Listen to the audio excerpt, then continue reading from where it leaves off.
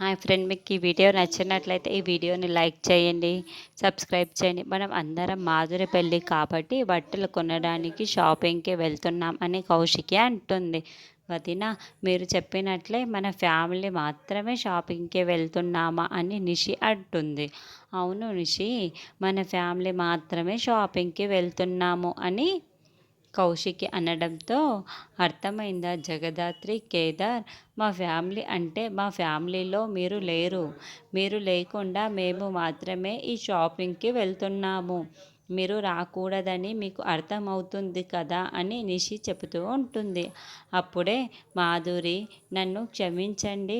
నన్ను ఎంతగానో నా మంచి కోరుకునే జగదాత్రి అక్క, బావ లేకుంటే నేను ఈ షాపింగ్కి రాలేను అని మన్నతో పాటే వీళ్ళిద్దరూ కూడా రావాలి అని మాధురి అలా చెబుతూ ఉండటంతో ధాత్రి చాలా సంతోషంగా మాధురి వైపుకు ప్రేమగా చూస్తూ ఉంటుంది.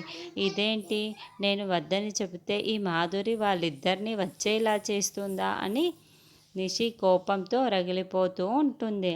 మాధురి కోలుకుంటుంది కాబట్టి జగదాత్రి, కేదార్లు కూడా మనతో పాటే షాపింగ్కి వస్తారు అని కౌశికి తేల్చి చెప్పేస్తుంది.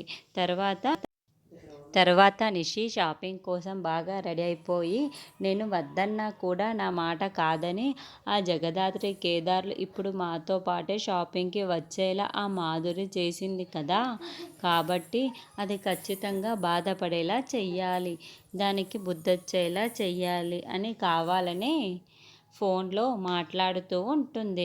అప్పుడు మాధురిని పెళ్లి చేసుకోబోయేవాడు కమిషనర్ కొడుకు అక్కడికే నిషి వెనకాలే నిల్చొని నిషి ఫోన్లో మాట్లాడుతున్న మాటలన్నీ వింటూ ఉంటాడు.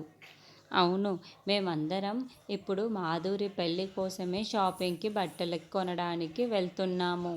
అయినా మాధురి ఇంతకు ముందు ప్రేమ అనింది, పెళ్ళి చేసుకుంటానని కూడా అనింది. అయినా కూడా వాళ్ళిద్దరి మధ్య ఏం జరిగిందో ఏంటో.